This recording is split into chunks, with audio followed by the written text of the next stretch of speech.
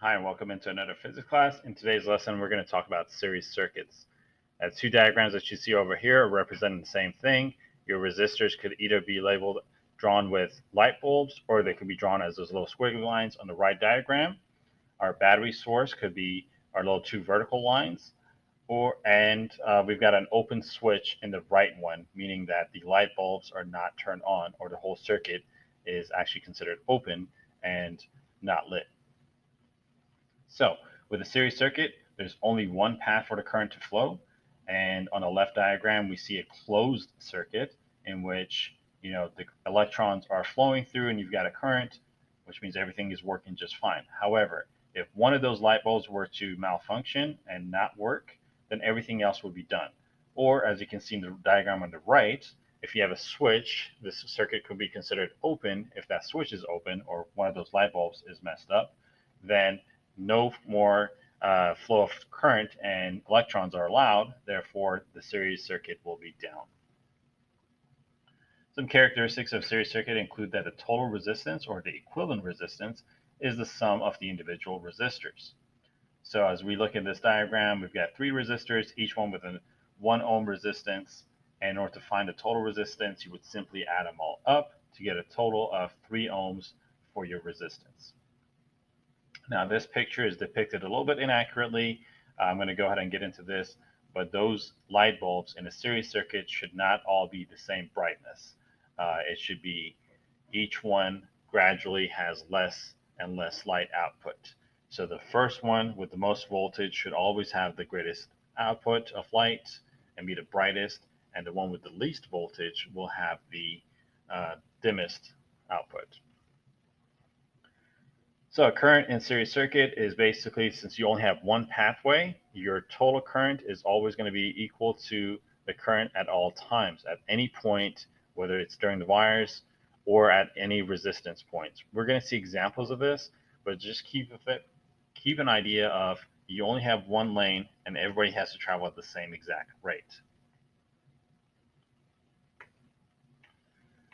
Okay, so this is kind of what I referred to earlier with the voltage drop, and each resistor in a circuit creates a voltage drop. And just like the name sounds, is as you have, let's just say 9 volts to begin with, as you go through one resistor, that 9 volts get reduced to another value depending on the value of the resistor, and so on until it becomes 0. We're going to go ahead and look at some examples. In this case, we've got a 1 volt coming into this light bulb, and the resistor over here, as we see in the diagram, is 1 ohms. So in order to calculate our voltage and the voltage drop, it's V is equal to IR. So we know that the current is 0.5 amps, and we know that the resistor is 1 ohms. So multiply those two together, and we notice that it's 0.5 volts, meaning that at this resistor over here in this picture, as the current goes through it, the voltage gets dropped by a value of 0.5. So it starts off as 1 volt, and once it goes through it, it becomes 0.5 volts. In order to calculate the voltage drops at specific resistors, you simply will take the voltage drop, or the current at that resistor, times the value of the resistor. So that's where you see in the bottom left, but V1 is equal to I1 times R1. I know it looks a little bit confusing, but we're going to do a super easy method way that you're going to be able to calculate this without a problem. All right, so the total voltage drop is going to equal the voltage gained in the battery. And we saw a picture of this. We saw one depiction of one of these light bulbs where we had the 1 ohm resistor, and we calculated that as the voltage went through, it was dropped by 0.5. Now, the picture over here, we start off with 1.5 volts. So the first light bulb gets 1.5 volts. After that resistor, though, it's going to drop, and it drops by a value of 0.5 based off our calculation. So the next light bulb will only receive 1 volt, and the following one will only receive 0.5. So again, this picture is a little depicted wrong because each one should be getting dimmer as they go further out.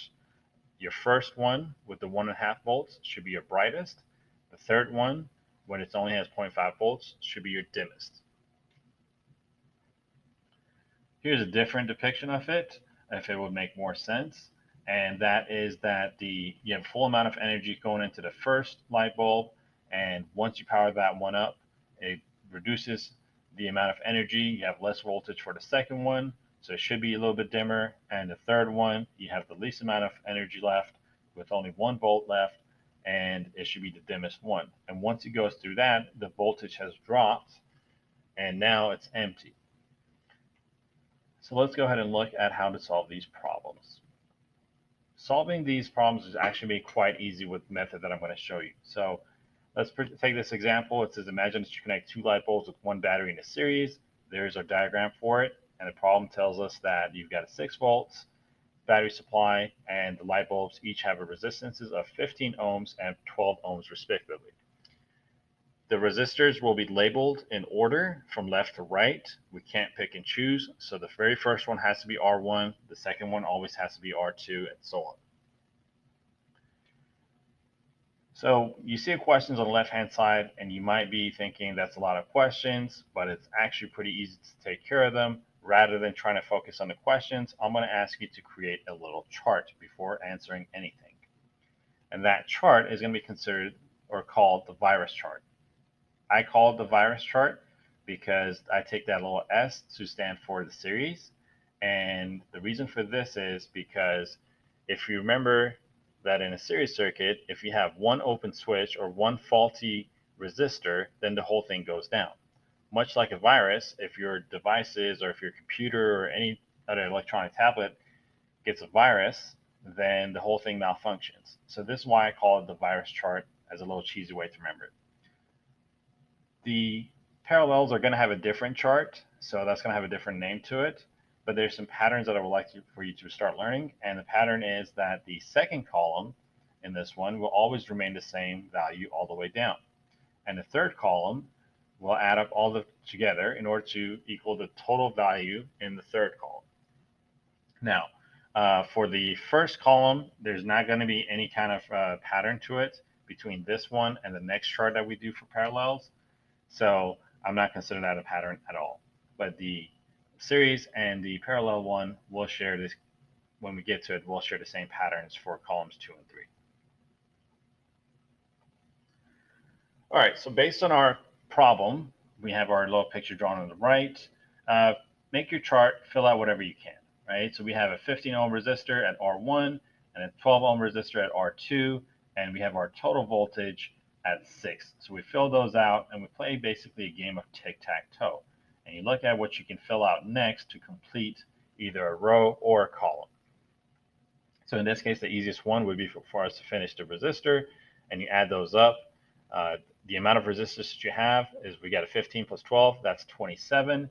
And once you have that 27, you can go ahead and find the total current in iTotal, because you have the total voltage and you have the total resistance. So to find total current, just take your total voltage of 6 divided by the total resistance of 27, and that gives you 0.22 amps. Now, rather than trying to remember that the current remains always the same, remember the pattern that everything in the middle is going to remain exactly the same. So once you found 1.22 value, it's the same all the way up. And now you can finish up for finding the R1 and R2 individually. So as we see over here, we're doing the voltage at resistor number 1 is going to equal to the current at resistor number 1 times the value of the number 1 resistor. So that was a 0.22 for our current at resistor number 1 multiplied by the value of that resistor, which was 15. So our voltage for at resistor number 1 is 3.3 volts. We do the same thing for voltage at resistor number 2. Again, it has the same current, but a different resistor value, so 0.22 times 12, and that one gives us a value of 2.67 volts. And now we have completed our chart. Once you have completed your chart, you can go back to your questions, and all the answers are there for you.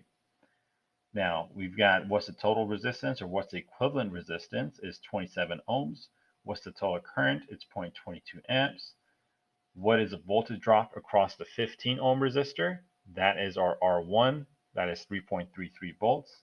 The voltage drop across the 12 ohm resistor is our R2, and that's 2.67 volts. And finally, the question asks, what's the total voltage drop in the circuit? So if you look at it as 3.33 plus 2.67, that's equal to 6 volts, which is basically the same as the battery. This is what we talked about earlier, saying that the total voltage drop is equal to the amount of voltage gained in the battery. So there's your answers. Moving on to a different example. So we've got our questions here, and we have our little circuit. Now, first thing before you start off, think about this: is this a working circuit or is this a not working circuit? So are the lights on or are the lights off? Well, the answer to that is technically the lights are all off because you have an open switch there. But we're going to treat it as if it was basically working properly, functioning properly, and we're going to find all those values. But keep in mind that the way the picture is depicted with an open switch means that currently the circuit is not working. So now we have our questions and we have our little virus chart, and we're going to go fill out what we can. So first things first, we can fill out our resistors. Remember, it goes in order. So R1 is the first 20, R2 is the 10 ohms, and R3 is the third or the second 20 ohms. Our total voltage, we've seen our battery supply there with 6 volts. And we're going to play our game of tic-tac-toe again. We can find total resistance by adding them up. So it's 50. Now the remaining portion is the I total. And to find that, we take our total voltage of 6 divided by a total resistance of 50. So 60 divided by 50 gives us 0.12 amps. And once you have that 0.12 amps for RA total, you know it's going to be the same exact value all the way across, all the way to the top. So whether it's R1, R2, or R3, everything in the second column in that I is going to be equal to each other. And now we can go back and solve for the resistors or the voltage drop at each resistor. In order to do that, you basically take your values. So voltage drop, or VR1, which is the voltage at resistor number 1, is equal to the value of our current at resistor number 1 times the value of our resistor number 1. So the current is always going to be 0.12. In this case, it's 0.12 times 20, gives us 2.4 volts. For number 2, we're going to take the same current, 0.12 times the resistor of 10. That's going to be 1.2. And for the number 3, we're going to take the same exact current again times that value of that resistor, 1.12 times 20 is 2.4 volts. So when you add those up, 2.4 plus 1.2 plus 2.4, that is equal to 6 volts.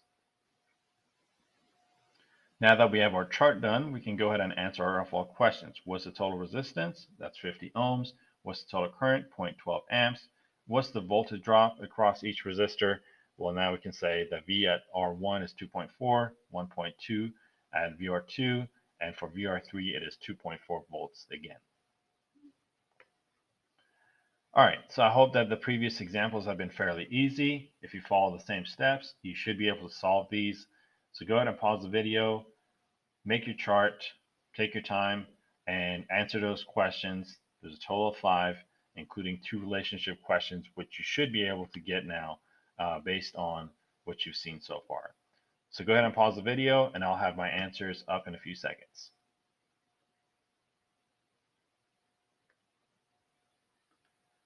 All right, so this is our virus chart, and the total resistance was 45 ohms. The current at any point was 0.27 amps, and we knew that our total voltage was 12 volts, but now we can calculate the voltage drop at each one. And finally, what happens to the equivalent resistor in a series circuit as more resistors are added? Total resistance keeps increasing. And what happens to the current as more resistors are added? Then the current decreases. So think of it this way as, if you will, an example of speed bumps. The more speed bumps you have, the slower the flow. The less speed bumps that you have, the greater the flow. I hope this video has been helpful, and now you feel confident to solve any series circuit problem. Have a great day.